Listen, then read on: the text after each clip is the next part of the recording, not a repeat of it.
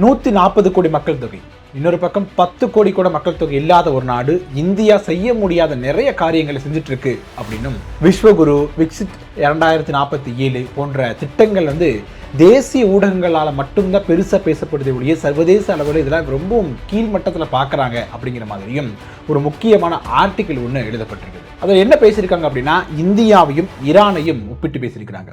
India எப்படி அமெரிக்காவிற்கு அடிமணிந்து இருக்குது அப்படின்னும், எந்தெந்த விஷயங்கள் எல்லாம் பிரதமர் நரேந்திர மோடி அமெரிக்காவின் சொல்கேடு நடக்கிறார் அப்படின்னும், அதே நேரத்தில் இன்னொரு பக்கம் சிறிய நாடாக இருக்கக்கூடிய ஈரான் தன்னுடைய வரலாற்றை பேணி காக்கணும் அப்படிங்கிறதுக்காக எந்தெந்த முடிவுகளை தைரியமாக எடுக்கிறாங்க அப்படின்னும் ரொம்ப ரொம்ப இன்ட்ரெஸ்டிங்கான ஒரு ஆர்டிக்கலாக அது இருந்திருக்கு. என்ன அப்படிங்கிறத இந்த வீடியோவில் முழுசாக பார்க்கலாம் வாங்க.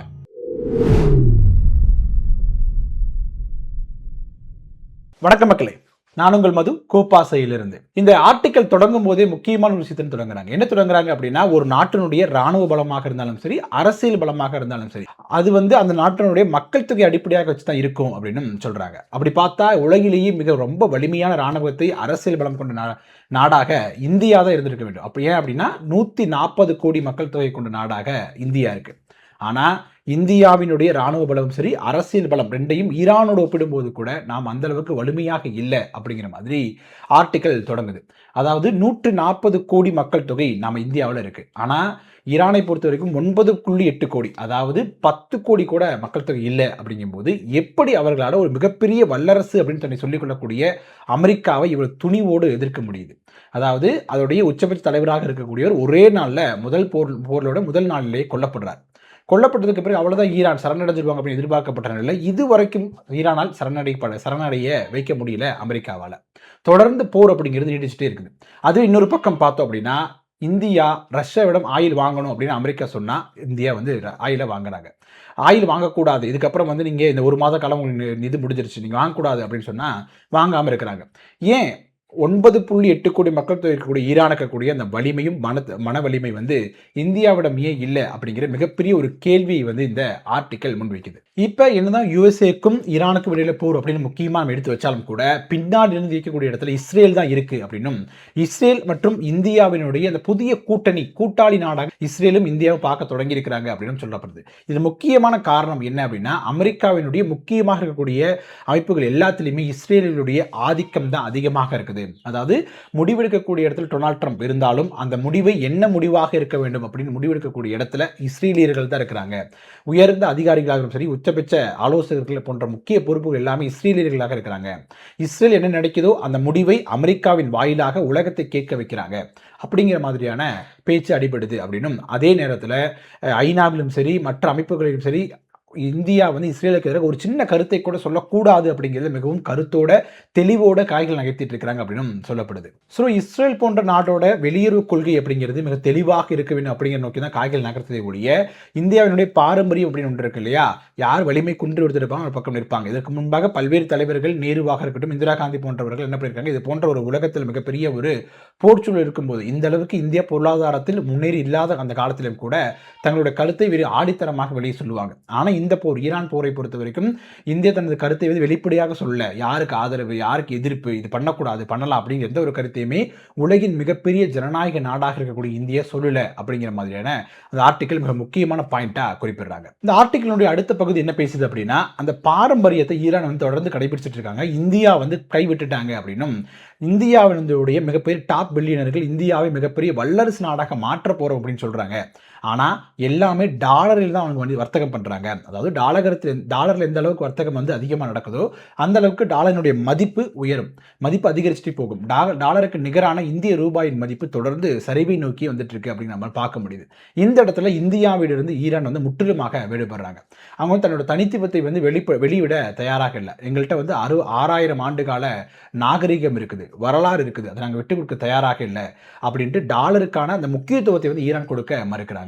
நம்ம மேக் இன் இந்தியா போன்ற திட்டங்கள் தன்னோட சுய ஆட்சி, தன்னாட்சி அப்படிங்கிற ஒரு இலக்கை நோக்கி பயணிப்பதாக நம்ம காட்டிக்கொண்டாலும் கூட உண்மை நிலவரம் அது இல்லை அப்படின்னும், தொடர்ந்து அமெரிக்காவின் டாலரை உயர்த்தக்கூடிய வேலையை தான் இந்தியா செஞ்சுட்டு இருக்கிறாங்க. அப்படியும் இந்த ஆர்டிகல் வந்து முக்கியமாக குறிப்பிடுறாங்க. ஆனால் இந்த இடத்துல ஈரான் வந்து தன்னுடைய தனித்துவத்தை காத்துக்கொள்ளணும் அப்படிங்கிறதுக்காக இந்த பல்வேறு பொருளாதார தடைகளை ஈரானின் மீது அமெரிக்கா விதிச்சிருக்காங்க. இப்படி இருந்தாலும் கூட இவர் அழுத்தத்தை தாண்டியும் அமெரிக்காவுக்கு எதிராக களமாடக்கூடிய இடத்துல ஈரான் இருக்குது. ஸோ இந்த இடத்துல தான் ஈரானும் இந்தியாவும் வேறுபட்டு நிற்கிறாங்க அப்படின்னு இரண்டாவது பாயிண்டாக சொல்றாங்க.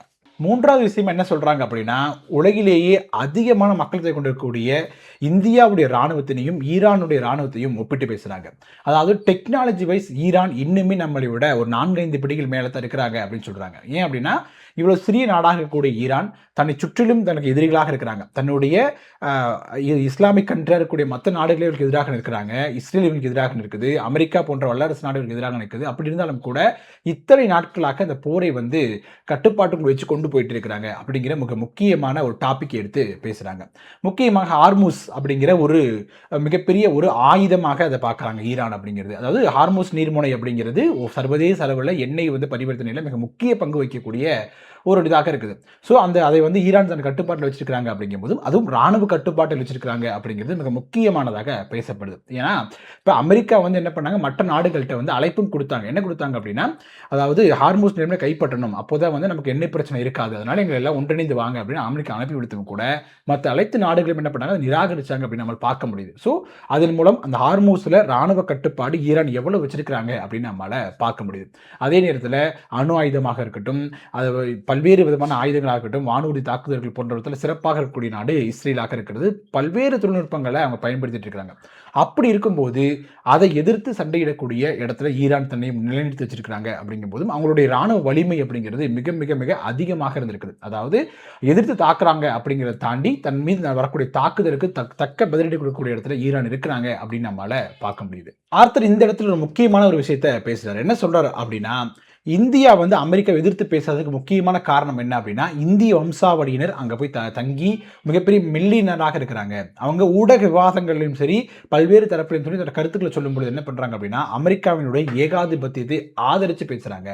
அவங்க அமெரிக்கா செய்வது மிக சரியான ஒன்றாக இருக்குது அப்படிங்கிற மாதிரி பேசுறாங்க. அதையும் தாண்டி அதன் மூலமாக இந்தியாவிற்கு மிகப்பெரிய அளவில் வருவாய் இருக்கிறது. அதாவது மிகப்பெரிய அளவில் எப்படி எக்ஸாம்பிள் சொல்லணும் அப்படின்னா, ஒரு குறிப்பிட்ட தொகை வந்து இந்தியாவுக்கு அங்கே இருக்கக்கூடிய இந்திய வம்சாவளியினர் அனுப்புறாங்க அப்படிங்கும்போது அதற்கான நம்ம என்ன பண்ணுவாங்க, டாக்ஸை பே பண்ணுவாங்க. அது போன்ற வரி வருவாய் நமக்கு நிறைய அளவு கிடைக்குது. ஸோ என்ன பண்றாங்க அப்படின்னா, ராஜதந்திர ரீதியாக ராஜாங்க ரீதியாக யுஎஸ்ஏ பண்ணக்கூடிய நிறைய அவமதிப்புகளை வந்து இந்தியா பொறுத்துட்டு இருக்காங்க அப்படிங்கிற மாதிரியும் இந்த ஆர்டிக்கல்ல குறிப்பிட்டிருக்காங்க. இன்னொரு பக்கம் என்ன சொல்றாங்க அப்படின்னா, இந்தியா ராஜதந்திரம் அப்படிங்கிற பேரில் நிறைய விஷயங்களை பண்றாங்க. முதல்ல என்ன பண்றாங்க அப்படின்னா, அமெரிக்கா முக்கியத்துவம் இருக்கக்கூடிய G7 நாடுகள்லையும் இந்தியா இருக்கிறாங்க. நிறைய கூட்டங்களை பங்கேற்கிறாங்க, தன்னோட கருத்துக்களை முன்வைக்கிறாங்க. அதே நேரத்தில் அமெரிக்காவுக்கு எதிராக உருவாக்கப்பட்ட பிரிக்ஸ் என்று சொல்லக்கூடிய இந்த கூட்டமைப்பில் இந்திய தலைமையை தாங்குறாங்க, மிக முக்கிய பங்கு வகிக்கிறாங்க. ஸோ இதை வந்து இந்தியா வந்து தன்னுடைய ராஜதந்திர நடவடிக்கை அப்படின்னு நம்ம வெளியே காட்டிக்கிறாங்க. ஆனால் அமெரிக்கா இதை வந்து மிகப்பெரிய பொருட்டாக பார்க்கறதே கிடையாது அப்படிங்கிற மாதிரி இந்த ஆர்டிக்கல்ல குறிப்பிட்டிருக்காங்க. அதாவது என்ன சொல்ல வராங்க அப்படின்னா, இந்தியா ரொம்ப ராஜதந்திர ரீதியாக யோசிச்சு ஒரு விஷயத்தை பண்றோம் அப்படின்னு ஒரு விஷயத்தை பண்றாங்க. ஆனா அமெரிக்கா அதை ஜஸ்ட் லைக் தட் அப்படின்னு தள்ளிட்டு போயிடுறாங்க. அது பெரிய விஷயமா அவங்க பார்க்கறது இல்லைங்க அப்படின்னு சொல்றாங்க. ஏன்னா உலகிலேயே மிகப்பெரிய ஒரு ஜனநாயக நாடாக கூடிய இந்தியாவிற்கு அமெரிக்கா கொடுக்கக்கூடிய மதிப்பு இவ்வளவாக தான் இருக்குது. அதற்கு முக்கியமான காரணம் என்ன அப்படின்னா, இந்தியாவினுடைய வெளியுறவு கொள்கை கொஞ்சம் வீக் ஆகிட்டே போயிட்டே இருக்குது.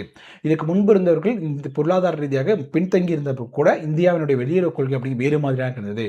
இந்திய தலைவர்களுக்கான முக்கியத்துவம் அப்படிங்கிறது சர்வதேச அளவில் வேறு மாதிரியாக இருந்தது.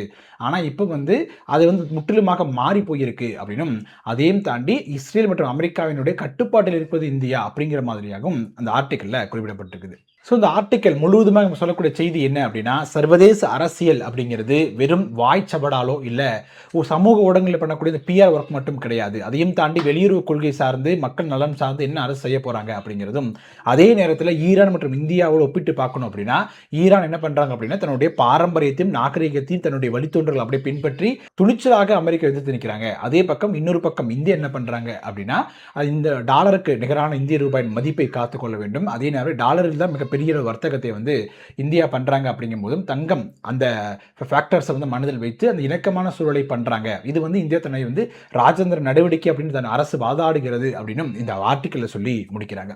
ஓகே மக்களே, வீடியோவோட இறுதி பகுதிக்கு வந்துட்டோம். அதாவது ஈரான் மற்றும் இந்தியா அந்த ஒப்பீடு அப்படிங்கிறது முதல்ல சரிதான் அப்படின்னு நீங்க நினைக்கிறீங்களா?